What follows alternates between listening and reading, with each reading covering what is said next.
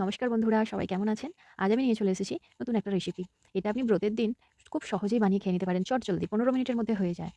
সামা রাইসের পোলাও। এটা আমি খুব অল্প কোনো উপকরণ দিয়ে বানিয়ে ফেললাম। ঘরে যা ছিল অল্প, অল্প করে দিয়ে গাজর, ক্যাপসিকাম, বিনস, অল্প একটুখানি কাঁচা লঙ্কা দিয়েছি যাতে একটুখানি ঝাল, ঝাল ভাবটা থাকে। আর একটু তেজপাতা দিয়েছি, একটু গোটা গরম মসলা দিলাম। দিয়ে আমি সবকিছু একটু ভালোভাবে নেড়ে নেব। এটা বেশিক্ষণ সিদ্ধ করতে লাগে না। অল্প একটু সিদ্ধ করলেই হয়ে যায়। কারণ আবার যখন আমি সামা রাইসটা ধুয়ে এর সাথে দেব, তখন এর সাথেও খানিকটা সিদ্ধ হবে। আপনারা চাইলে এতে আরেকটু ঘি দিতে পারেন। আমি অল্প একটু ঘি দিয়েই বানালাম। যাদের যেরকম ঘি পছন্দ, সবাই তো বেশি, বেশিও পছন্দ করে। তো একটু ঘি আপনারা বেশিও ইউজ করতে পারেন। তো এবার আমি ১ কাপ রাইস নিয়েছিলাম। এতে আমি আরও ২ কাপ জল এড করলাম।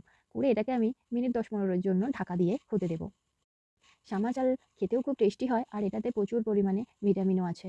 তো এটা উপবাসের দিন খাওয়া যেতেই পারে। আর সময়টা যেকালে অনেকটা কম লাগে, ১৫ মিনিট ১০ মিনিট হাতে সময় নিয়ে বানানোও যেতে পারে। এতে আমি অল্প পরিমাণে একটু চিনি এড করলাম। চিনিটা আপনারা স্কিপ করতেও পারেন। কিন্তু পোলাও যেকালে একটু চিনি না দিলে ঠিক জমে না। এবার আমি কাজু কিশমিশগুলো ভেজে রেখেছিলাম, সেগুলো আমি দিয়ে দিলাম।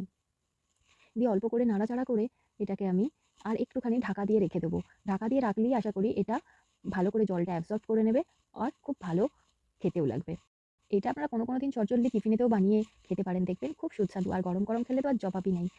আমার এই রেসিপিটা যদি ভালো লেগে থাকে প্লিজ আমার চ্যানেলটাকে সাবস্ক্রাইব করবেন আর পাশে থাকবেন। এখনকার মতো বাই বাই, টাটা।